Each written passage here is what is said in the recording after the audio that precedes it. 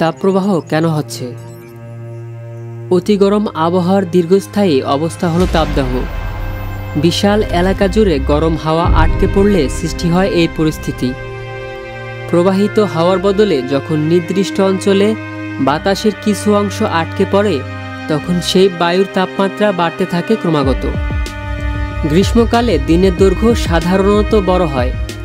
এরকম দিনে ভূপৃষ্ঠে সূর্যের আলো পড়ে অনেকটা বেশি সময় ধরে। ভূপৃষ্ঠ এই তাপ প্রতিফলিত করে।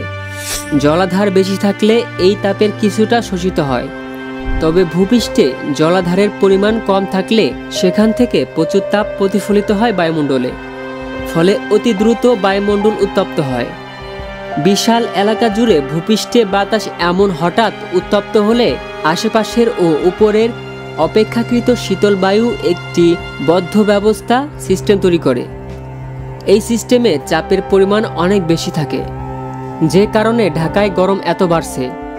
বিশ্বের অন্যান্য শহরগুলোর সঙ্গে প্রতিযোগিতায় ঢাকা একের পর এক বিভিন্ন রেকর্ড করে চলেছে তথা প্রথম দিকে অবস্থান করে নিয়েছে। পরিহাস হলো সেগুলো ইতিবাচক কোনো কিছুর জন্য নয়, বরং বিভিন্ন নেতিবাচক কারণে। শীত, গ্রীষ্ম কিংবা বর্ষা কোনো ঋতুতেই যেন ঢাকা নিরাপদ বা আরামদায়ক নয়। কিছুদিন আগে বায়ু দূষণে টানা অনেক দিনের জন্য সারা বিশ্বে প্রথম স্থানে ছিল ঢাকা। ভূগর্ভস্থ পানির স্তর নিচে নামতে নামতে প্রায় 300 ফিটের নিচে নেমে গিয়েছে। এটিও সম্ভবত একটি রেকর্ড। বর্ষায় এক পলসা বৃষ্টি হলে সারা শহর পানিতে সয়লাব হয়ে যায় বা জলাবদ্ধতা দেখা দেয়। যানজট, শব্দদূষণ, পানি দূষণ, কিসে নাকাল নয় ঢাকাবাসী? এই তালিকায় নতুন যোগ হয়েছে তাপপ্রবাহ। তাপমাত্রা 36 থেকে 38 ডিগ্রি সেলসিয়াসে উঠলে তাকে মৃদু তাপপ্রবাহ বলা হয়। 38 ডিগ্রি বেশি ও 40 ডিগ্রি পর্যন্ত সেলসিয়াসকে বলা হয় মাঝারি তাপমাত্রা।